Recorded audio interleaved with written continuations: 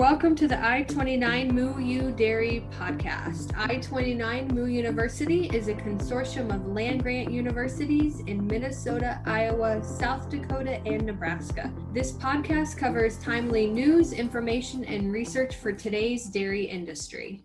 On today's podcast, we are discussing maintaining or trading in planters. I'm Heidi Carroll, SDSU Extension Livestock Stewardship Field Specialist. I'm joined by Fred Hall, Iowa State University Dairy Extension Specialist in Northwest Iowa. Hello, Fred. Hello, Heidi. We're talking about the equipment that we're using on farms.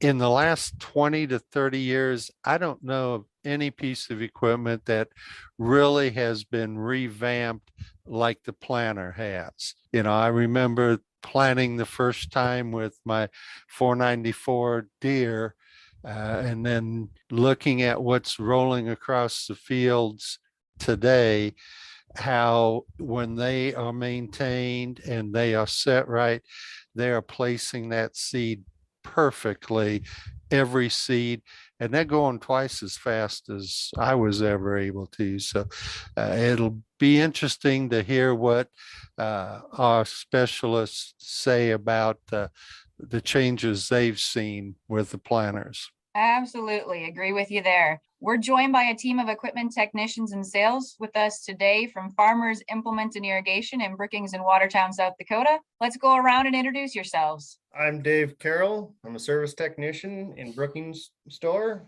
I'm Russell Bierke, service manager for both stores in Brookings and Watertown. I'm Zane Watson, sales manager for both locations, Watertown and Brookings. I'm Nathan Haig. I'm a salesman here at the Brookings location, Farmers Implement and Irrigation. I'm Keith Mack. I'm an equipment salesman at the Watertown location for Farmers Implement and Irrigation. And I'm Mark Peterson, and I am also a salesman. As I mentioned before, a lot of changes in planters.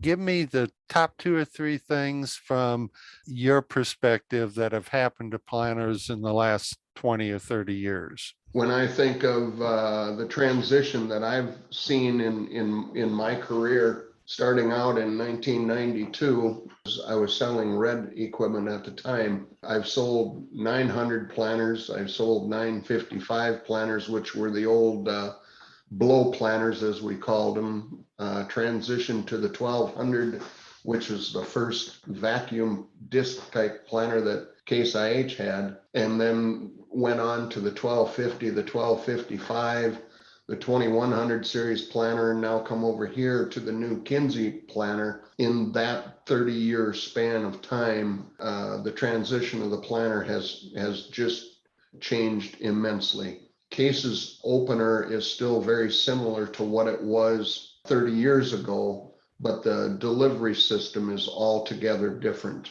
Everyone has now gone to electric meters and a heavier opener so that field speeds can improve and increase over time. Any other comments on how equipment on planters has changed? Well, I think there's so much more emphasis now on precision than there ever was before. Before, you could throw some seed in the ground and harvest it later in the year. Nowadays, producers are bigger, margins are tight. Guys got to make the most out of every square inch of every quarter of land they have. So they want that seed to be placed exactly where they want it every time. They don't want any skips. They don't want any doubles. They don't want overlap. So we've got row clutches. Like he said, we went to low row clutches, and now it's electric meters. It basically allows that planter to not have any overlap. If you drive over the same piece, it's only going to plant where you haven't planted before. So it all comes down to all the precision components they've put onto them now, as well as fertilizer and additional products that they can put in along with the seed into the ground at the time of planting. But yeah, it all comes down to precision now. Well, let's talk a little bit about what you see on the service side and the top 3 things that are coming in on the planters. Customers will bring in their meters to be tested, and Kinsey has advanced their testing machine from what they used to have to make that meter more accurate. And that is the biggest issue we see, is making sure that the meters are good. Disc openers, they wear, and you just check out what the measurements are and replace them when needed, and keep your chains good. And you should have really no issues with your planter then. You know, we've went from everybody had a 4-row planter to 8-row to 12-row to 24. What are you seeing as the top end as people are coming in and looking for a new planter? I think 24 rows, Fred, is probably the most predominant, followed next by 16. But I know there are 36 and 48 row planters in the market. The concern from a dealer's perspective, when you're looking at a planter of that size, obsolescence is always a concern because there is not a very ready remarket for a planter of that size. What kind of cost are we looking at on either per row basis, or, you know, give us some guidelines that a producer is going to see when he's considering a trade? I think a lot of that will depend on obviously condition, but what kind of equipment the person or the customer is now using versus what he wants to buy. If I look at, say, a Kinsey 3600 per se, it's a 16-row planter. It's got liquid fertilizer on it, and it's got, you know, the old manual pin style row cleaners, and it's ground drive, and it's got section control, so it shuts off half the planter, you know, et cetera, et cetera. And the person comes in and wants to do a new 24-row bulk fill, precision planting, hydraulic downforce, hydraulic row cleaners, row clutches, that kind of thing. You know, a 24-row planter equipped and dressed up for the show, I don't think I'm exaggerating when I say you could spend $350,000 to $400,000 on a 24-row planter. The equipment is that precise and it's that precision that it just costs that much. And so person says, what can I expect to trade? I think 150,000 from there on up, depending on what they're running right now for a planter. You know, in the past conversations, we've talked about hours on the unit. In planters, it's acres planted. What kind of numbers are we looking at? There again, it kind of depends on, you know, everything is of scale.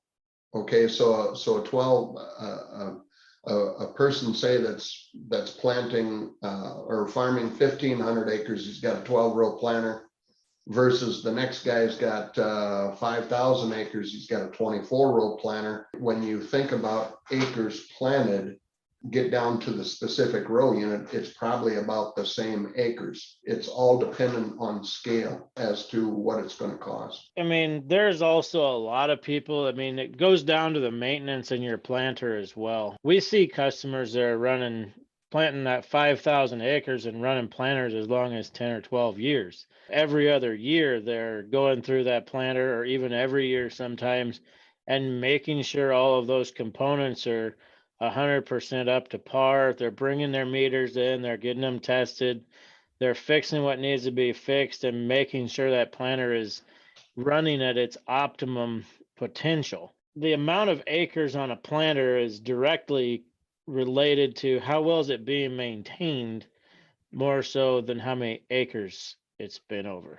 All just like the skid steer deal, it goes all the way back down to maintenance and how well you're keeping up that machine. What do you guys see as the most common questions that producers are asking, whether it be on the service calls trying to just get familiar with their machines and troubleshoot, or whether they come in and have questions about trade-ins? Right now, there's a big push on the technology and the high-speed planter side of things. A lot of people currently, because the high-speed thing is probably 2 or 3 years into the market now, a lot of push that way, a lot of questions as to, you know, what that looks like for them and their operation. So from a sales side of things, the questions on the high speed and the higher technology planters is probably the most questions we get on the sales side. What's the most common questions on the service side? The most common thing is, when should I have my meters tested? And Kinsey recommends that you should have your meters looked at least every 200 acres per row. So if you had a 16-row planter, you should do 3,200 acres, and then those meters should come in and get looked at to make sure that everything is good on both the corn and the bean meters. I'll switch gears just a little bit. Give me some guidelines when we're talking seeders, drills. We don't see as many people using drills anymore, just due to the fact that they're not as precise as a planter anymore. And given the high input costs of seed and everything else, there's still guys using drills, but far less than there used to be. Am I wrong? Any of you other guys? I think it's more of a based on location. We're not seeing them put down beans so much with them anymore, but there are some guys gravitating back towards that direction. Not necessarily out around our Brookings area location. We do see it a little bit once we get up to Watertown and go a little bit further west or north. And then also, I guess if you go into maybe western Nebraska, maybe you'll start seeing some of that with some small grain type stuff and on the wheat side of things. But in our particular area, because of where we need to space our beans, we're not typically seeing them so much so on the bean side for drills. One of the big conversations is continuing to incorporate cover crops as you're planting your corn and your beans. Do you see any of those conversations arising and how the piece of equipment can tailor that? The cover crop discussion has not moved to our area of South Dakota yet. It is starting to become a discussion just to our east into Minnesota, based on some of those programs that are being talked about with carbon credits and being able to generate extra income and stuff for those programs and things like that. But some of our dealer partners that we speak to that are like in New York and Virginia and places like that, that's definitely something that they're chasing, to the point of where I've heard that there's landlords that want to incorporate those cover crop carbon credits to where they're actually purchasing some of the equipment for the farmers. But that hasn't been something that has moved our direction into that capacity yet. To go back to Fred's question in regards to drills and seeders, at that point in time, the biggest maintenance item there is going to be the diameter of the seed disc. That's imperative to keep that sharp so that seed placement gets where it is. We do have a significant number of acres in the Watertown market that got seeded to cover crop this year. So we do use drills and seeders up here. Also, in response to your question, Heidi, just saw on Facebook last night, I've got a customer about 10 miles south of town here that did do some interseeding in his corn for range cattle. So we're seeing some of that now. Okay, let's go around. Last tips and tricks on prolonging the life and what the producers might consider when they need to purchase their next planter. I would start by saying, look at the technology that's available. It is all good. As seed costs continue to rise, margins get shorter, fertilizer is going to be a key issue. My recommendation would be, if you're not grid sampling and doing variable rate planting and seeding, it's time to get into that technology and get familiar with it. I would suggest that everybody look at their meters this winter and get them into the dealerships to get tested. There could be an issue with parts supply. So the earlier you bring them in, the better off you will be. But make sure your meters are in top condition so you don't waste any seed. I'd like to hear from a producer who's doing the fixing on his planter in the summertime or in the fall time, before harvest, to where they're getting it done in the off season, ahead of the time when they need to use the machine. That's a nice side project that a guy can work on a little bit here and there, and go along with what Russell was saying about availability. If you tackle it sooner than you're going to need the machine, you're going to be ahead of the game and more likely to be able to get that planter ready for you in time and not have to get out to the field and find out you need to do a bunch of fixing because that's the wrong time. Well, thanks for joining us on this episode of I-29 Moo Dairy. Be sure to check the episode notes for more information from our sponsors. I-29 MOU is an equal opportunity provider. For the full non-discrimination statement or accommodation inquiries, go to extension.iastate.edu/diversity/ext.